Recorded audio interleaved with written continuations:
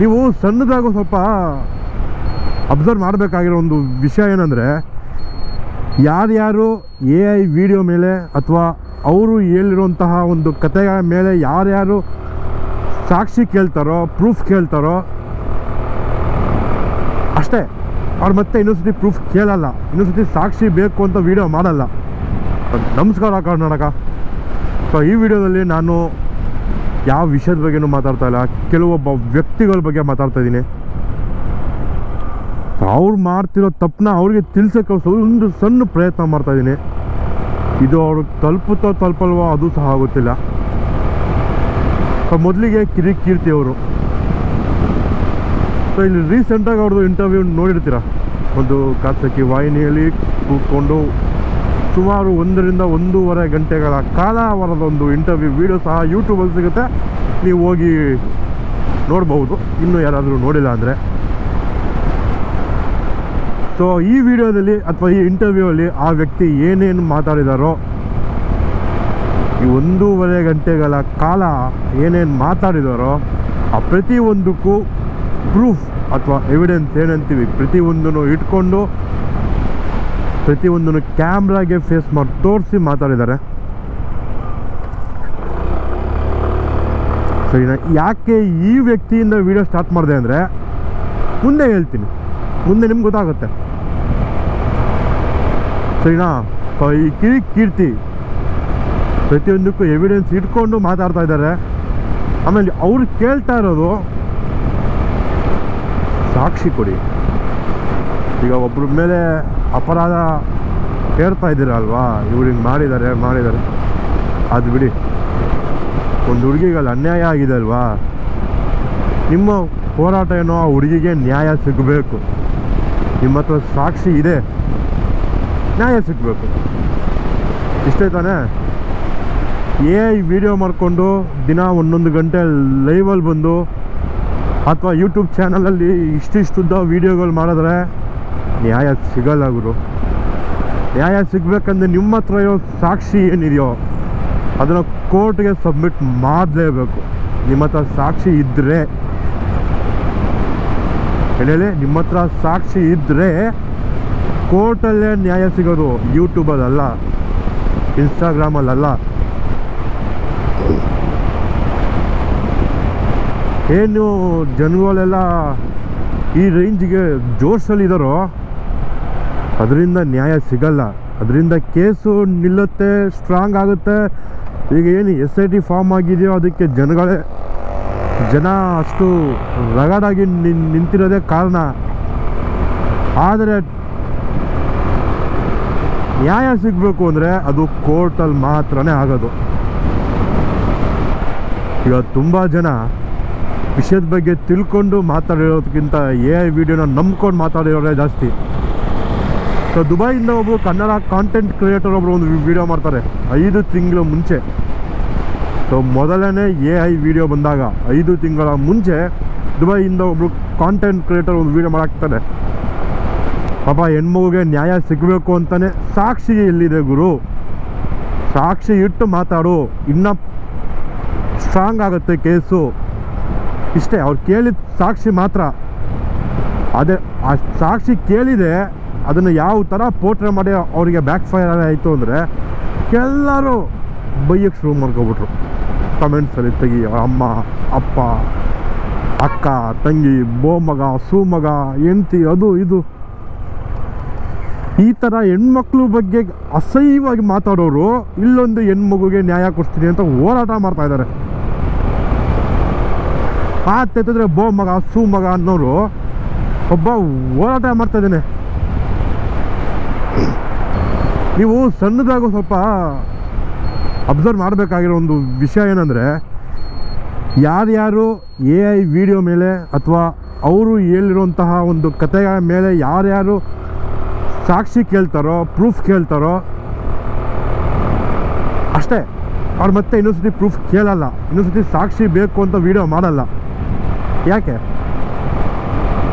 ಹೇಳಿದ್ನಲ್ಲ, ದುಬೈಯಿಂದ ಒಬ್ಬ content creator video ಮಾಡಿದರು ಅಂತ.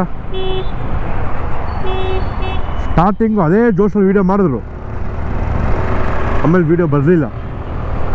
ಯಾಕೆ? ಗುರು ನಮಗೂ ಆ ಹೆಣ್ಮಗುಗೆ ನ್ಯಾಯ ಸಿಗಬೇಕು ಅಂತಲೇ ಇರೋದು. ತಪ್ಪು ಮಾಡಿರೋನು ಎಂಥ ದೊಡ್ಡ ಮನುಷ್ಯನೇ ಆಗಿಲ್ಲ, ಅವ್ನಿಗೆ ಶಿಕ್ಷೆ ಆಗಲೇಬೇಕು. ಸುಮಾರು 10 ವರ್ಷದಿಂದ ಸಾಕ್ಷಿ ಇದೆ ಅಂತ ವಿಡಿಯೋ ಮೇಲೆ ವಿಡಿಯೋ ಬಿಡ್ತಾನೆ ಇದ್ದೀರಾ. ಅದ್ರ ಬದಲು ಒಂದು ಸಾಕ್ಷಿ ಬಿಡಿ, ಒಂದು ಸಾಕ್ಷಿ. ಅದೆಲ್ಲ ಒಂದು ಇಂಟರ್ವ್ಯೂ ಅಲ್ಲಿ ನೋಡಿದೆ, ಅದು ಯೂಟ್ಯೂಬ್ ಚಾನಲ್ ಒಂದು ಇಂಟರ್ವ್ಯೂ ಅಲ್ಲೇ ಸಾಕ್ಷಿ ಕೊಡ್ಬೋದು, ಆದರೆ ನಮಗೆ ಜೀವದ ಮೇಲೆ ಭಯ ಇದೆ. ಸರ್, ನೀವೇ ಯಾವುದೋ ಒಂದು ಇವೆಂಟಲ್ಲಿ ಮೈಕ್ ಇಟ್ಕೊಂಡು ಸ್ಟೇಜ್ ಮೇಲೆ ಮಾತಾಡ್ತೀರಾ, ಅವ್ರ ಹೆಸರನ್ನ ಮೆನ್ಷನ್ ಮಾಡಿ ಮಾತಾಡ್ತೀರಾ, ಆ ಮಗ ಈ ಮಗ ಅಂತ ಬೈದಿ ಮಾತಾಡ್ತೀರಾ. ಅವಾಗ ಭಯ ಇಲ್ಲದಿರೋದು ಸಾಕ್ಷಿ ಕೊಡೋಕೆ ಭಯನಾ ಸರ್? AI ವಿಡಿಯೋ ನೋಡಿ, ಕೆಲವೊಂದು ಲೈವ್ ಟೆಲಿಕಾಸ್ಟ್ನ ನೋಡಿ ಸಪೋರ್ಟ್ ಮಾಡ್ತಿರೋ ಜನಗಳಿಗೆ ನಾನು ಹೇಳ್ತಾ ಇದ್ದೀನಿ, ನಾನು ರಿಕ್ವೆಸ್ಟ್ ಮಾಡ್ತಾ ಇದ್ದೀನಿ, ದಯವಿಟ್ಟು ಸಾಕ್ಷಿನ ಜೋಬಲ್ಲಿ, ಮೊಬೈಲಲ್ಲಿ, ಮನೇಲಿ ಇಟ್ಕೊಂಡಿರೋರಿಗೆ ನೀವು ಕೇಳಿ ಸಾಕ್ಷಿ ತಂದು ಕೊಡಿ ಅಂತ. ಸಾಕ್ಷಿ ತಂದು ಕೊಟ್ಟರೆ ಇಷ್ಟೆಲ್ಲ ಡ್ರ್ಯಾಗ್ ಆಗೋ ಅವಶ್ಯಕತೆನೇ ಇಲ್ಲ. ಕೇಸ್ ಇಷ್ಟು ವರ್ಷ ಬರೋ ಚಾನ್ಸೇ ಇರ್ತಿಲ್ಲ. ಸಾಕ್ಷಿನ ಆಗಲೇ ಸಬ್ಮಿಟ್ ಮಾಡಿದರೆ ಇಷ್ಟು ಲೇಟ್ ಆಗಬೇಕಿತ್ತ? ಸಾಕ್ಷಿ ಯಾವನಾದರೂ ಒಬ್ಬ ಸಾಕ್ಷಿ ಕೇಳ್ಬಿಟ್ಟು ವಿಡಿಯೋ ಮಾಡಿದ್ರೆ ಸಾಕು. ಕಮೆಂಟಲ್ಲಿ ಅವನು ಇವನು ನಿಮ್ಮ ಅಮ್ಮ ಅಕ್ಕ ಬೋ ಮಗನೇ ಸೂ ಮಗನೇ ಅಂದ್ಕೊಂಡು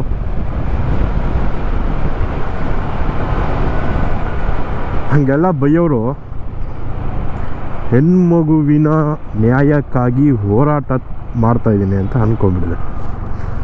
ಇಲ್ಲಿ ಒಂದು ಹೆಣ್ಮಗುಗೆ ನ್ಯಾಯ ಕೊಡ್ತೀನಿ ಅಂತ ಹೋರಾಟ ಮಾಡೋದು, ಅಲ್ಲಿ ಬಂದು ಇನ್ನೊಬ್ರು ಮನೆ ಹೆಣ್ಮಕ್ಳ ಬಗ್ಗೆ ಅಸಹ್ಯವಾಗಿ ಕೆಟ್ಟದಾಗಿ ಮಾತಾಡೋದು. ಸೂಪರ್.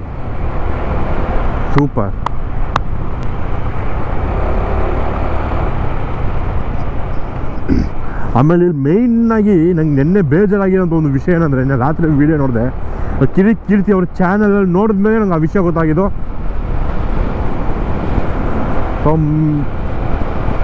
ಮಿಸ್ಟರ್ ಲಾಯರ್ ಅವರೇ,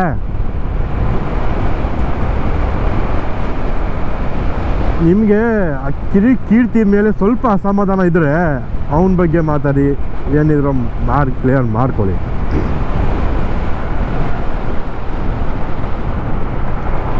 ನಿಮಗೆ ಅವನಿಗೆ ಪಾಯಿಂಟ್ಔಟ್ ಮಾಡಿ ತೋರ್ಸೋಕ್ಕೆ ಏನು ಲೂಪ್ ಹೋಲ್ಸ್ ಇಲ್ಲ ಅಂದಾಗ, ಅಥವಾ ರಿಟರ್ನಾಗಿ ವಾದ ಮಾಡೋಕ್ಕೆ ಏನು ಪಾಯಿಂಟ್ ಇಲ್ಲ ಅಂದಾಗ ಪರ್ಸ್ನಲ್ ಅಟ್ಯಾಕ್ ಮಾಡೋದನ್ನ ಬಿಡಬೇಕು.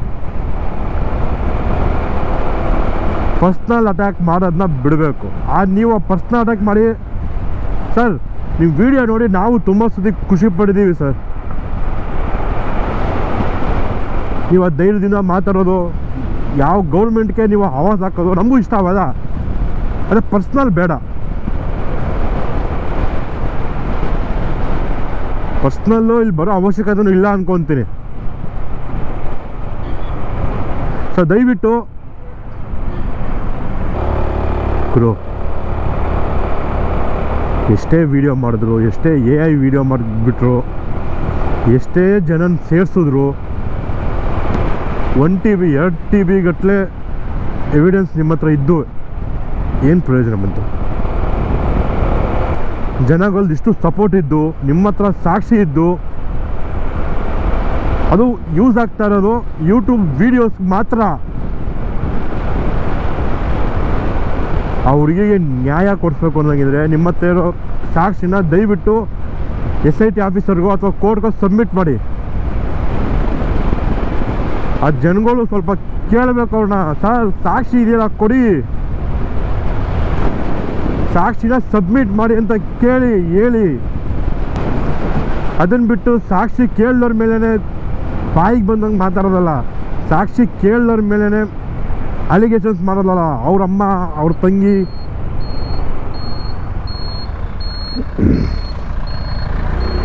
ಅವ್ರಕ್ಕ, ನೀನು ಅಂಥ ಮಗ ಇಂಥ ಮಗ, ಅವ್ರ ಹೆಂಡತಿ ಬಗ್ಗೆ ಯಾಕವೆಲ್ಲ?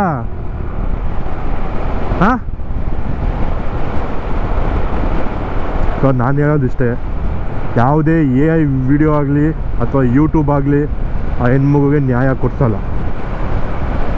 ಸೊ ಏನು ಹ್ಯಾಶ್ಟ್ಯಾಗು ಟ್ರೆಂಡಿಂಗಲ್ಲಿ ಓಡ್ತಾ ಇದೆಯೋ ಜಸ್ಟಿಸ್ ಫಾರ್ ಸೌಜನ್ಯ ಅಂತ, ಸೊ ಅದು ಗೆಲ್ಲಬೇಕಂದ್ರೆ ಅದು ಕೋರ್ಟಿಂದ ಮಾತ್ರ ಸಾಧ್ಯ. ಆಮೇಲೆ ಇನ್ನೊಂದು ಗುರು ಮೇನ್ ಪಾಯಿಂಟೇ ಬಿಟ್ಬಿಟ್ಟೆ, ಯಾರೋ ಇನ್ಸ್ಟಾಗ್ರಾಮಲ್ಲಿ ಗಡ್ಡ ಬಿಡ್ಕೊಂಡು ಒಂದು ರೀಲ್ ಮಾಡಾಕಿದ. ಕಿರುಕೀರ್ತಿ ಅವರು ಅವ್ರ ಅಮ್ಮನ ಹತ್ರ ಹೋಗಿ ಹಿಂಗಂದ್ರು ಹಂಗಂದ್ರು. ಒಂದ್ಸತಿ ವಿಡಿಯೋ ನೋಡ್ಕೊಬನ್ನಿ. CID ಇನ್ವೆಸ್ಟಿಗೇಷನ್ ಆಫೀಸರ್ ರುದ್ರಮುನಿ ಅವರು ಅವರ ಮನೆಗೆ ಹೋಗಿ ಹೇಳಿದ್ದು, ನಿನ್ನ ಮಗಳು ಪವಿತ್ರವಾಗಿ ಸತ್ತಿದಾಳಮ್ಮ, ದಯವಿಟ್ಟು ಈ ವಿಚಾರದಲ್ಲಿ ನೀನು ತುಂಬಾ ತಲೆ ಏನೇನೋ ತಗೋಬೇಡ. ಸರ್ ಇನ್ಸ್ಟಾಗ್ರಾಮಲ್ಲಿ ವಿಡಿಯೋ ಮಾಡೋರೆ, ಅವರು ಹೇಳಿರೋದು ಅಲ್ಲಿನ ಅವಾಗಿನ IO ಇನ್ವೆಸ್ಟಿಗೇಷನ್ ಆಫೀಸರ್ ಆಗಿದ್ದವರು ಅವ್ರ ಮನೆಗೆ ಹೋಗಿ ಹಿಂಗೆ ಹೇಳಿದ್ರು ಅಂತ. ಸೊ ಅದೇ ವಿಡಿಯೋದಲ್ಲೇ 1 ನಿಮಿಷ ಕ್ಲಿಪ್ಪಿಂಗಲ್ಲೇ ನೀವು ನೋಡಿದ್ರೆ ಎರಡು ಸತಿ ಕ್ಲಾರಿಫೈ ಮಾಡಿದ್ದಾರೆ. ಯಾರು ಆ ಕಡೆಯಿಂದ ಕ್ವಶನ್ ಕೇಳ್ತಾಯಿದ್ರು, 2 ಸತಿ ಕ್ಲಾರಿಫೈ ಮಾಡಿದ್ದಾರೆ. ನಾನು ಹೇಳಿರೋದಲ್ಲ, ಅದು ಅಲ್ಲಿನ ಇನ್ವೆಸ್ಟಿಗೇಷನ್ ಆಫೀಸರ್ ಹೇಳಿರತಕ್ಕಂಥದ್ದು ಅಂತ. ನೀವು ಅದನ್ನೆಲ್ಲ ಕಟ್ ಮಾಡಿಕೊಂಡು ನಿಮ್ಗೆ ಹೆಂಗೆ ಬೇಕು ಹಂಗೆ ಹಾಕ್ಕೊಂಡು ವೀಡಿಯೋ ಮಾಡ್ತಾಯಿದ್ರೆ ಏನು ಗುರು ಇದು? ಹಾಂ, ಏನಿದು ವಿಷಯ? ನಿಮ್ಗೆ ಹೆಂಗೆ ಬೇಕು ಹಂಗೆ ಕಟ್ ಮಾಡಿಕೊಂಡು ಎಡಿಟ್ ಮಾಡಿಕೊಂಡು ವೀಡಿಯೋ ಪೋಸ್ಟ್ ಮಾಡ್ತಾ ಇರೋದೇನಾ? ತಪ್ಪು ಮಾಡಬೇಕು ನೀವೇ, ಅದು ಲಿಮಿಟಲ್ಲಿದ್ದರೆ ನಿಮಗೂ ಚೆಂದ. ಕೈಯಲ್ಲಿ ಫೋನ್ ಇದೆ, ಬಾಯಲ್ಲಿ ವಾಯ್ಸ್ ಬರುತ್ತೆ ಅಂದ್ಬಿಟ್ಟು ಬಾಯಿಗೆ ಬಂದಂಗೆ ಮಾತಾಡೋದಲ್ಲ. ಜನಗಳು ನಿಮ್ಮನ್ನ ನಂಬ್ತಾರೆ ಅಂತ ಬಾಯಿಗೆ ಬಂದಿದ್ದೆಲ್ಲ ಮಾತಾಡ್ಬಿಡಿ. ಸೊ ಯಾರ್ಯಾರು ಸಾಕ್ಷಿ ಕೇಳ್ತಾರೆ ಅವ್ರ ವಿರುದ್ಧ ಎಲ್ಲ ವೀಡಿಯೋ ಮಾಡೋಕ್ಕೆ ಅಂತಲೇ ನಿಂತಿದ್ದೀರಲ್ಲ, ಒಂದು ಸರಿ ನೀವೇ ವೀಡಿಯೋ ಮಾಡಿ ಅವ್ರಿಗೆ ಅಲ್ಲಿರೋ 4-5 ಜನ ಏನಿದ್ದಾರೋ ಧೈರ್ಯವಾಗಿ ನೀವೇ ಸಾಕ್ಷಿ ಕೇಳಿದ್ರಿ. ಸರ್ ನೀವು ಹಿಂಗೆಲ್ಲ ಮಾತಾಡ್ತಾ ಇದ್ದೀರಾ, ನಿಮ್ಮ ಹತ್ರ ಸಾಕ್ಷಿ ಇದೆಯಂತಲ್ಲ, ಜೋಬಲ್ಲೇ ಮೊಬೈಲಲ್ಲೇ ಸಾಕ್ಷಿ ಇಟ್ಕೊಂಡಿದ್ದೀರಂತಲ್ಲ, ದಯಮಾಡಿ ಸಾಕ್ಷಿನ ರಿಲೀಸ್ ಮಾಡಿ ಸರ್, ಅದರಿಂದ ಶಿಕ್ಷೆ ಆಗುತ್ತೆ ಅಂತ ಕೇಳಿ. ಅದನ್ನು ಬಿಟ್ಟು ಯಾರಾದರೂ ಸಾಕ್ಷಿ ಕೇಳಿದ್ರೆ ಅವ್ರ ವಿರುದ್ಧ ವೀಡಿಯೋ ಮಾಡೋದು, ಅವ್ರ ಫ್ಯಾಮಿಲಿ ಬಗ್ಗೆ ಮಾತಾಡೋದು. ಸೊ 10 ವರ್ಷದಿಂದನೂ ಮೊಬೈಲಲ್ಲೇ ಸಾಕ್ಷಿ ಇಟ್ಕೊಂಡು ಸಾಕ್ಷಿನ ಸಬ್ಮಿಟ್ ಮಾಡೋಕ್ಕಾಗ್ತಾಯಿಲ್ಲ ಅವ್ರ ಕೈಲಿ. ಕೊಡೋ ಧೈರ್ಯ ಇಲ್ವೋ ಅಥವಾ ಸಾಕ್ಷಿನೇ ಇಲ್ವೋ ಗೊತ್ತಾಗ್ತಾಯಿಲ್ಲ. ಸಾಕ್ಷಿ ಕೇಳಿದವರು ಮೊದಲನೇ ವೀಡಿಯೋದಲ್ಲಿ ಸಾಕ್ಷಿ ಕೇಳಿರ್ತಾರೆ, 2ನೇ ವೀಡಿಯೋದಲ್ಲಿ ಕ್ಲಾರಿಫೈ ಮಾಡ್ತಾರೆ, 3ನೇ ವೀಡಿಯೋ ಇಲ್ಲವೇ ಇಲ್ಲ, ಅದ್ರ ಬಗ್ಗೆ ಮಾತೇ ಆಡೋಲ್ಲ. ಆ ರೇಂಜ್ ಟಾರ್ಚರ್ಗಳು ಅವ್ರಿಗೆ.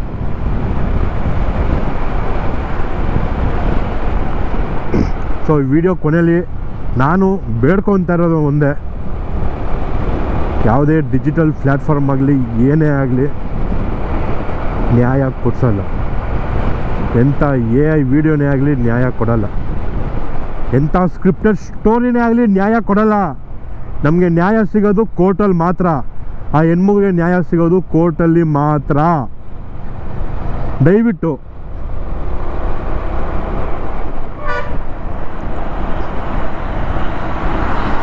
ಒಂದೊಂದು ಅವರು ಲೈವ್ ಬರೋದು, AI ವಿಡಿಯೋಗಳನ್ನ ಜನ್ರೇಟ್ ಮಾಡಿ ಬಿಡೋದು, ಅದನ್ನೆಲ್ಲ ಸ್ವಲ್ಪ ನಿಲ್ಲಿಸ್ಬಿಟ್ಟು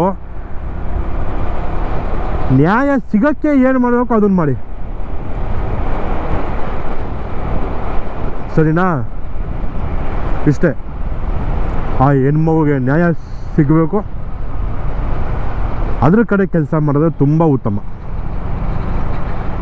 ಎಲ್ಲರಿಗೂ ಬೇಕಾಗಿರೋದು ಅದೇನೆ.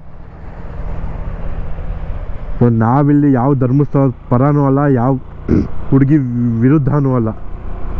ತಪ್ಪು ಮಾಡೋರ ಅವ್ರು ಯಾರೇ ಆಗಿರಲಿ, ನಾನೇ ಆಗಿರಲಿ, ಶಿಕ್ಷೆ ಆಗಲೇಬೇಕು. ಸಾಕ್ಷಿ ಇದೆಯಾ, ಸಾಕ್ಷಿ ಕೊಟ್ಟರೆ ಅಲ್ಲಿ ಶಿಕ್ಷೆ ಆಗತ್ತೆ. ಪದೇ ಪದೇ ಹೇಳೋಕ್ಕಾಗಲ್ಲ ಗುರು. ಅವರು ಹೇಳಿಸ್ಕೊಳ್ಳೋಷ್ಟು ಮುಟ್ಟಾಲ್ರಲ್ಲ, ತಲೆ ಇದೆ, ಬುದ್ಧಿ ಇದೆ. ಬರೀ ಇನ್ಸ್ಟಾಗ್ರಾಮಲ್ಲಿ ಲೈವ್ ಮಾಡಿಕೊಂಡು ಯೂಟ್ಯೂಬಲ್ಲಿ ವೀಡಿಯೋ ಮಾಡಿಕೊಂಡು ಬುದ್ಧಿ ಖರ್ಚು ಮಾಡೋ ಬದಲು ಸಾಕ್ಷಿ ಕೊಟ್ಟರೆ ನ್ಯಾಯ ಸಿಗುತ್ತೆ. ಏನು ಇನ್ನೂ ಒಂದು 10 ವರ್ಷ ಹೇಳ್ಕೊಂಡು ಹೋಗ್ಬೇಕು ಅಂತ ಪ್ಲ್ಯಾನ್ ಮಾಡಿದ್ದಾರೇನೋ, ನೋಡೋಣ ಏನಾಗುತ್ತೆ ಅಂತ, ಏನು ಮಾಡ್ತಾರೆ ಅಂತ ನೋಡೋಣ. ಸೊ ನನ್ನೊಂದು ರಿಕ್ವೆಸ್ಟು, ಎಲ್ಲರೂ ಅವ್ರಿಗೆ ಹೇಳಿ ಅಥವಾ ಕೇಳ್ಕೊಳ್ಳಿ, ನಿಮ್ಮ ಹತ್ರ ಇರೋ ಸಾಕ್ಷಿನ ಡಿಜಿಟಲ್ ಕಾಪಿ ಥರ ಮಾಡಾದರೂ, ಈಗ ಜೀವಂತ ಸಾಕ್ಷಿನ ಕರ್ಕೊಂಬಂದು ನಿಲ್ಸೋಕ್ಕೆ ಭಯ, ಅದು ಇದು ಓಕೆ. ಅಟ್ಲೀಸ್ಟ್ ನಿಮ್ಮ ಹತ್ರ ಡಿಜಿಟಲ್ ಪ್ರೂಫ್ ಆಗೋದು ಇದ್ದೇ ಇರುತ್ತಲ್ಲ, ಅದನ್ನು ತೊಗೊಂಬಂದು ಸಬ್ಮಿಟ್ ಆದರೂ ಮಾಡಿ. ಮೊಬೈಲಲ್ಲೇ ಇದೆ ಅಲ್ವಾ, ಸಬ್ಮಿಟ್ ಮಾಡಿ. ಅದರಿಂದ ಏನಾದ್ರು ಹೆಲ್ಪ್ ಆಗ್ಬೋದಲ್ಲ. ಅವ್ರಿಗೆ ಪಾಪ ನ್ಯಾಯ ಸಿಗೋಕ್ಕೆ ಒಂದು ಮೆಟ್ಲು ಮೇಲೆ ಬಂದರೂ ಅದು ಇಂಪಾರ್ಟೆಂಟೇ ಅಲ್ವಾ. ಯೋಚನೆ ಮಾಡಿ.